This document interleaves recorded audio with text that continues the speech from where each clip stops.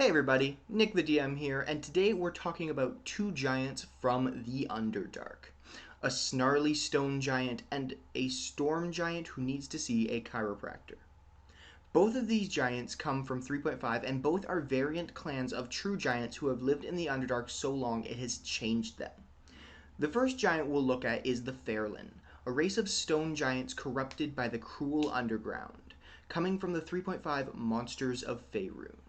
Quote, formed from stone giants warped by powerful magic, Fairland giants are a savage slave race found in the Underdark.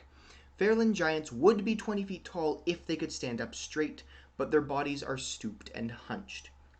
They use their hands when walking, and they are clumsy with weapons and other held items. Their features are bestial as well. Their jaws protrude and their teeth are sharp and elongated. Their hairless skin is incredibly tough, and their backs are covered with hard plates reminiscent of a beholder's hide. Their eyes are yellow and watery, and their ears are tiny. Unlike most of their kind, Fairland giants do not use weapons or even throw boulders, attacking instead with their sharp claws and teeth. Enslaved giants follow the orders of their masters without question or fear, while feral giants are more cunning and clever in their tactics, as well as showing more instinct for self-preservation. End quote. Some interesting lore about the Fairland. Fairland giants are named for the region of the Faerunian Underdark in which they originated. The Fairland subterranean caverns beneath the desert of Anorok, I think I'm pronouncing that correctly, where the Whims were imprisoned for centuries. Within their prisons, the Whims were masters over every creature of the Underdark, using their magic to bend even mind flayers to their will. Fairland giants are one result of this magic, corrupted over the centuries into their present degenerate form. Not much else is known about the Fairland. They're pretty weak, and I'm going to be honest, that's probably because they don't have the giant's strongest weapon, rock. I mean, seriously, can they even be considered a giant without rock? Now, onto their stats. Phaerlin, huge giant, neutral evil. They have an armor class of 13, considering all they have is their tough hide. They have 63 hit points, 6d12 plus 24, and they have a movement speed of 25. So they're not that quick, and they're not that strong either. Their stats are a 19 strength, a 9 dexterity, 18 constitution, 8 intelligence, 5 wisdom, and 9 charisma. So, unlike most of the other giants, they're not very intelligent, closely on par with the intelligence of hill giants. Saving throws, they have dexterity and constitution, so it doesn't help too much. It's only a +1 to dex and a +6 to constitution. Dark vision out to 60 feet, a passive perception of 7. If your party does not feel they're strong enough to combat a Fairland, they can probably sneak by it. Languages, common and giant, they still possess common, which is unique, and I didn't think that they would, but the 3.5 Monsters of Faerun did say they did, so I included that. Challenge rating 3, so one of the weakest giants, closely on par with that of an ogre. Their only ability is keen smell. The Fairland has advantage on wisdom perception checks that rely on smell. Actions, they have their multi-attack, and this is where they make up for their stupidity and lack of speed, is they can make 3 melee attacks, 2 with its claw and 1 with its bite. It also has a frightful presence, which is unique for creatures of that low level, but it's also not that strong and has a very low radius, which makes sense considering they're mostly in subterranean tunnels. Frightful presence. Each creature of the Fairland's choice that is within 30 feet of the Fairland and aware of it must succeed on a DC 13 wisdom saving throw or become frightened for 1 minute. A creature can repeat this saving throw at the end of each of its turns, ending the effect on itself on a success. If a creature's saving throw is successful or the effect ends for it, the creature is immune to the Fairland's frightful presence for the next 24 hours. So, low radius, low saving throw, even someone without a good wisdom score or proficiency in wisdom saving throws is probably going to pass this very quickly with just the randomness of a d20. For their attacks, for their multi-attack, they get their claw is a +6 to hit, a reach of 10 feet. It does 9 or 2d4 +4 slashing damage. For their bite, It's a plus 6 to hit, reach of 10, and it does 1d8 plus 4 piercing damage. So not a lot of damage, but more attacks than you'd normally see for a monster of that challenge rating. Next up is my favorite of the two, the Maur or the Maur. I don't know, so I'm probably going to be switching pronunciations throughout this, but don't mind me. Also known as the Hunched Giant, the Maur are from the 3.5 book Underdark. Quote, dead white in color, this hulking, gnarled humanoid might be huge, but for its painfully stooped, compressed posture. Moors are stoop-shouldered giants whose eons of forced subterranean life have turned them into hunchbacked, crumpled race of survivors.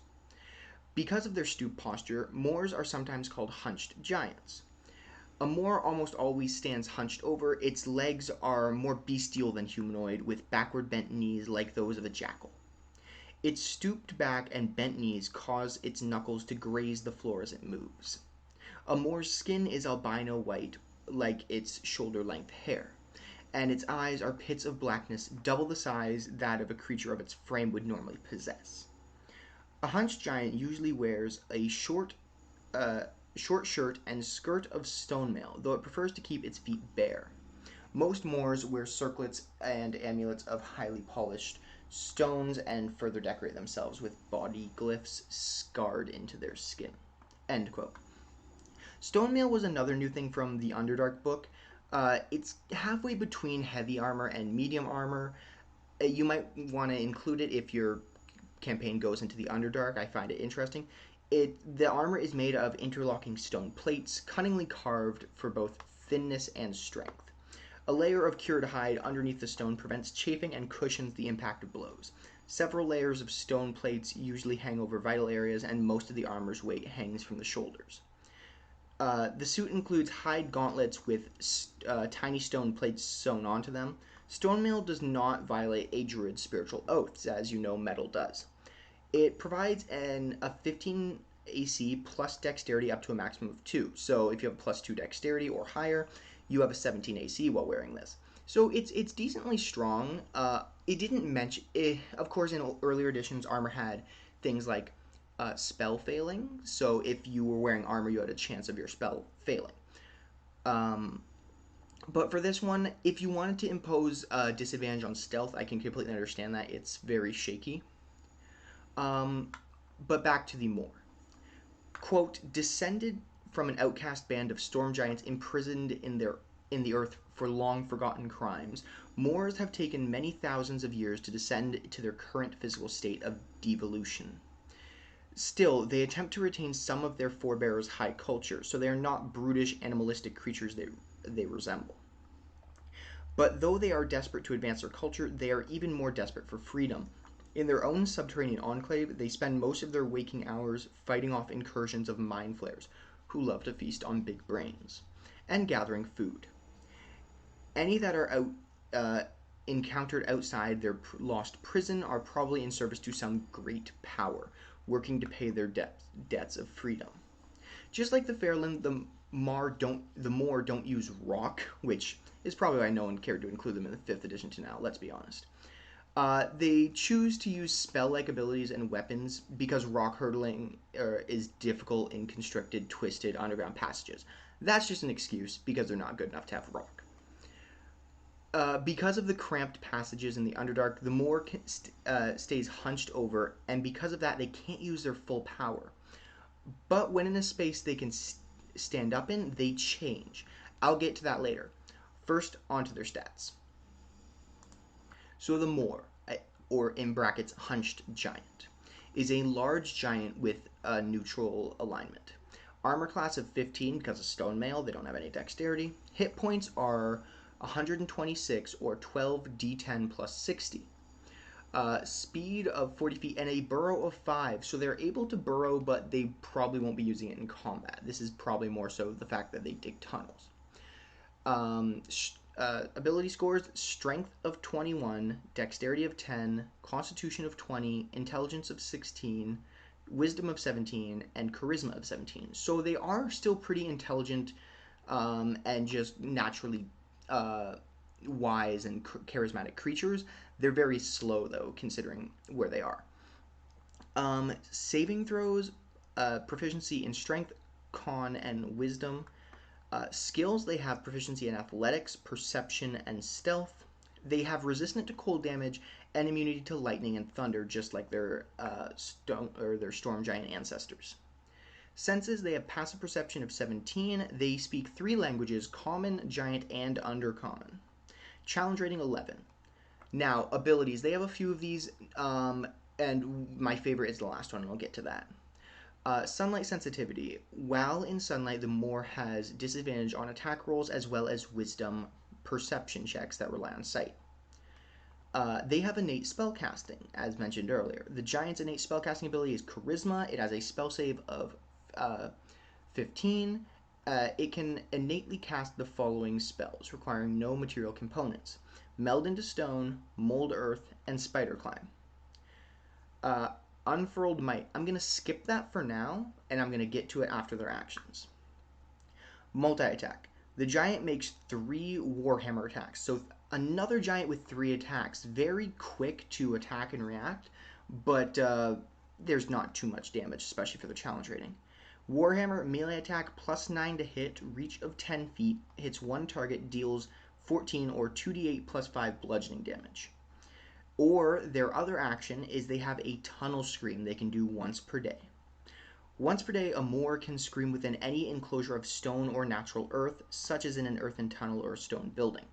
Its screams fill a 60-foot cone with sonic energy. Any creature within this area must make a DC 21 Constitution saving throw. On a failed save, the creature takes 10d10 thunder damage. It is stunned for 1 round and is deafened for 4d6 rounds. On a successful save, the creature is not stunned or deafened and takes half damage. So it is an incredibly imposing ability. Not only are they going to be stunned for that 1 round after taking the damage, which can go up to 100 thunder damage, but then they're deafened afterwards. And being deafened means, depending on what you're setting, they might be surprised by any more coming to attack. They won't be able to communicate as well. So they can be deafened up to 24 rounds, which is wild. That's roughly 2.5 minutes. So in combat, very, very hard to deal with. Out of combat, they can just kind of sit there for a while. This is why it's only a once per day use. It's just so powerful. Back to their ability, Unfurled Might. This is my favorite part about the Maur. When in a space at least 20 feet high that offers sufficient room for a creature within a 15-foot space, a Maur can unfurl from its stooped, hunched position as an action. Unfurling is an agonizing, joint-popping experience for the Maur, though it relishes the change. While completely unfurled, the Maur can unleash its full strength. See Maur Unfurled, which is the second stat block I've made for this creature. If the Maur is injured when it unfurls, it does not heal to full. It instead gains 24 hit points to its current and maximum hit points. The Maur can stay unfurled for 10 rounds before it must return to its hunch form. I'll explain the hit points later. But when the Maur stands tall, their stats change, which is why I've made the second stat block to display their true potential. The Maur Unfurled, now going from a large to a huge giant, still neutral. Armor class goes up to a 16 because their stats change. Their hit points go up to 12d12 plus 72. So if they were able to start combat, they'd have higher hit points. And this is why I said their maximum and their current hit points increase. They don't heal to this amount. If they were already bloodied, they'd only gain those 24. Now, their speed has not changed, but their stats have. So they have a 25 strength, 12 dexterity, and 22 constitution, now increasing it from their previous scores. Intelligence, wisdom, and charisma have stayed the same. Saving throws and skills have gone up with their physical abilities. Sunlight sensitivity is the same, but the interesting thing is they're able to cast different spells or more spells now that they have their full potential unleashed. So instead of the 2 per day each Meld into Stone, Mold Earth, and Spider Climb, now they additionally have once per day each Call Lightning and Chain Lightning, which some of you might be like, oh, why called lightning? Because they might be in an area that's too small for that. The Underdark isn't all tunnels. When they get into a larger area, it can be as big as an entire city. It's a very interesting place. If you haven't checked into it, look into it. It's awesome. Their actions have changed. Well, their actions haven't changed. They've just updated a little bit with their new form. Their Warhammer now is a plus 11 to hit, reach of 15, and it does 16 2d8 plus 7 bludgeoning damage. Their Tunnel Scream, if they haven't used it by this point, its DC will increase to a 24. If they're not hunched, they have more lung capacity. They can force out more air. That's all that's changed on it. It is I absolutely love that there's a monster that changes. I could have done the same thing they do with Lycanthropy, but with Lycanthropy, their stats normally stay the same, and if I wanted to write that out as an ability, it'd be very long to explain everything, so I made 2 snap blocks instead. One last thing for any adventurers who loot a fallen Maur. Uh, Moors usually carry shoulder sacks. A typical bag contains 1d4 plus 1 stone spearheads, 3d4 mundane or common or just items, a modest amount of cash, which is normally no more than 10d10 coins, whether that be silver or gold, depending on whatever wealth system you're running, and a musical instrument carved of stone. A hunch giant's possessions are usually simple, if not downright primitive, and carved from stone, but well crafted and maintained. And that's all I have for the Giants of the Underdark. Thank you guys so much for watching. Please leave a like if you enjoyed, and subscribe for more content. And if you have any other suggestions for future videos, let me know in the comments. Thanks again for watching, and I will talk to you next time. Bye!